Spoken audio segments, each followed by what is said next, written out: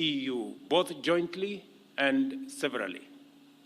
This salient feature of these ties include such shared values and common multilateral objectives as a strong commitment to democracy and rule of law, respect for human rights, peace and security, as well as combating climate change.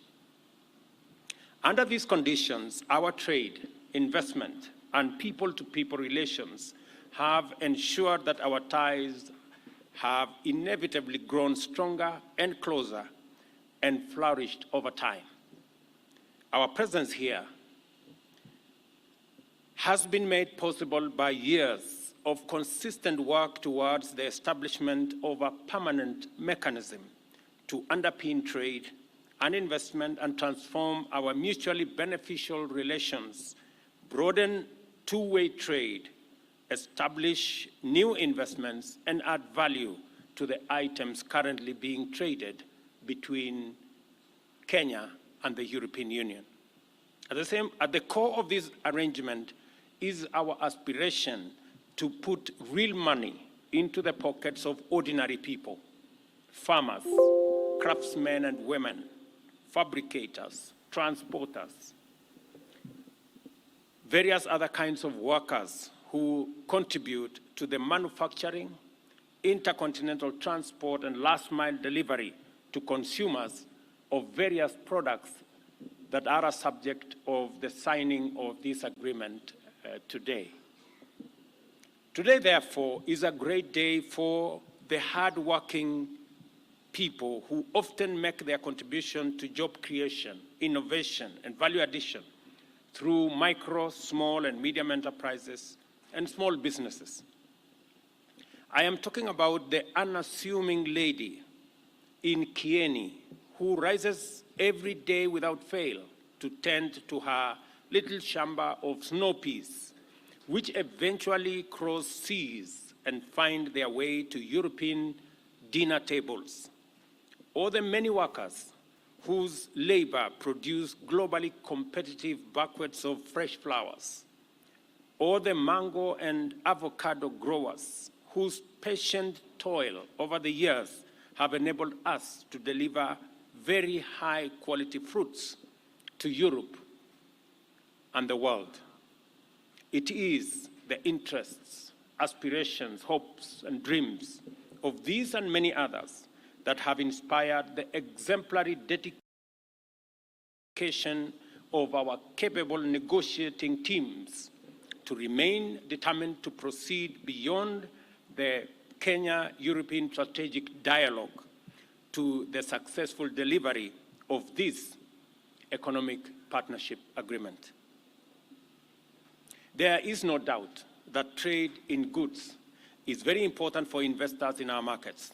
However, trade in services is equally vital, as I commend the two negotiating teams led by Madam Dora Correa for the EU and Alfred Kombudo for Kenya. I encourage them to remain committed to negotiating a future agreement that will open up trade in services between markets in Europe and Kenya and enable various types of professionals, engineers, doctors, nurses, environmental technicians, clinical technicians, accountants, the performing art like music and theater, as well as many other services to serve a freer and a bigger market. This ceremony is important because we have successfully negotiated a framework for the delivery of the bottom-up economic transformation agenda by connecting our hard-working workers and entrepreneurs with transformative opportunities in one of Kenya's biggest export markets, which accounts for 21% of our country's total exports, worth $1.4 billion, or close to 200 billion Kenya shillings. The EU's 27 member countries, 16 trillion euro market, contributed 17% to global GDP and is one of Kenya's biggest trading partners, whose exports to our market now amount to US $2.1 billion. The variety of goods traded between the EU and Kenya underscores the potential of this bilateral trade framework to deliver trade and investment of volumes, diversity, and promise that we can only conclude that although today represents a moment of monumental promise, it is also the beginning of a historic partnership for historic transformation. The EU is not just a giant, lucrative market. It is a premium market whose demand guarantees higher earnings, for our products and will drive our export production to higher levels of competitiveness. The EU is one of our country's largest development partnerships, and I expect that with the signing of the Economic Partnership Agreement, development cooperation will be significantly enhanced, especially in the areas of trade and investment, and with a special focus on Kenya's commitment to pursue a transition to a green economy. With the signing of the agreement, therefore, we have a permanent agreement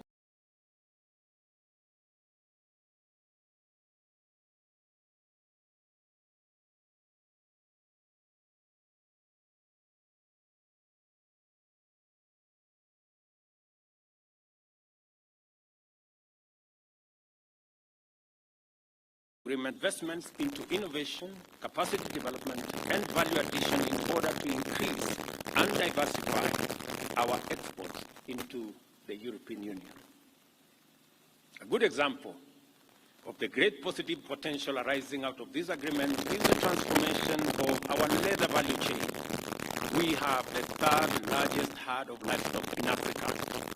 The agreement has catalyzed our interventions to increase the productivity and competitiveness of the sector by securing a large lucrative market for finished leather products, which include industrial boots, everyday footwear, bags, straps, car interiors, and accessories.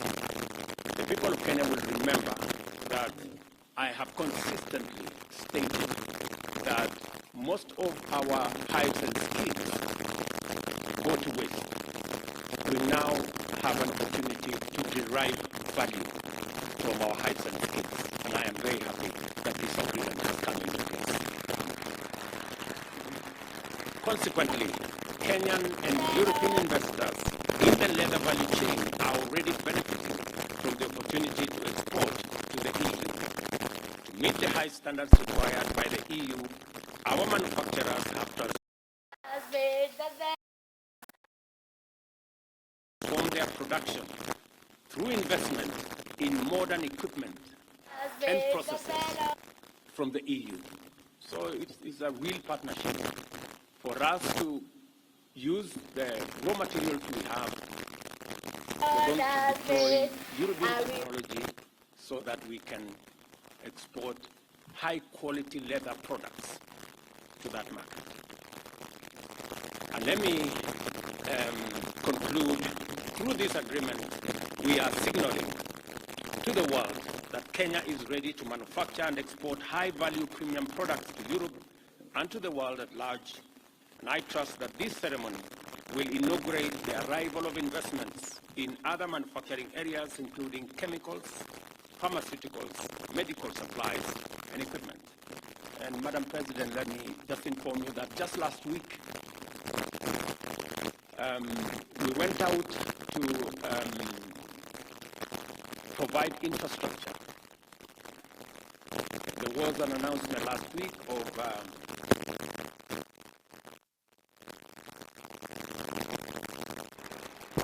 in the works. We're now going to provide infrastructure in those special economic zones, and we're looking forward to investments from Europe and from elsewhere so that we can use these facilities with very high incentives to develop manufacturing and value addition capabilities, especially for adding value to our products. Between myself and the county governors who are present here, we are improving the market value chain, building 400 markets across Kenya,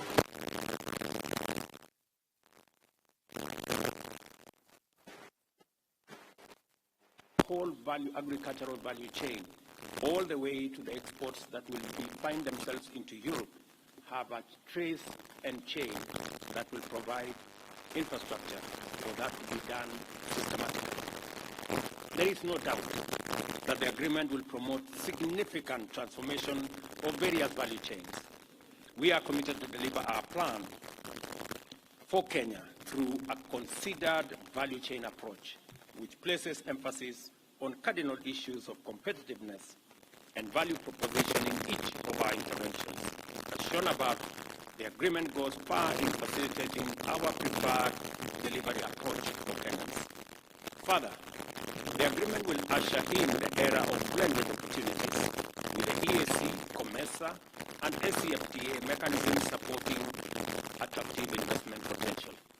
I am particularly happy that this agreement we are signing today leaves the door open, and I say wide open, for our EAC partners to join into this agreement so that together as a region we can benefit from the economies of scale, and Europe can equally benefit from the economies of scale in our part of the world. In the agreement, Kenya and the EU are committed to advance their mutual trade, investment, and economic cooperation objectives sustainably through the implementation of a strong joint environmental agenda. Through the agreement, therefore, Kenya has found a like-minded partner equally committed to the transition into a green economy and towards that end to pursue sustainable trade. I am therefore proud to be here today to witness this historic milestone in our journey of national economic transformation. It is clear now, more than ever, that the future holds greater promise than was understood previously, and that agreements like this go a long way to define our promise as a nation. Madam President and your delegation, we are immensely that you have taken time during this holiday season to come in person to witness this agreement, and it speaks volumes of your commitment and the value Europe attaches to this agreement. And I want to tell you that we too immensely value the relationship between Kenya and Europe. Thank you very much. Welcome, Madam President.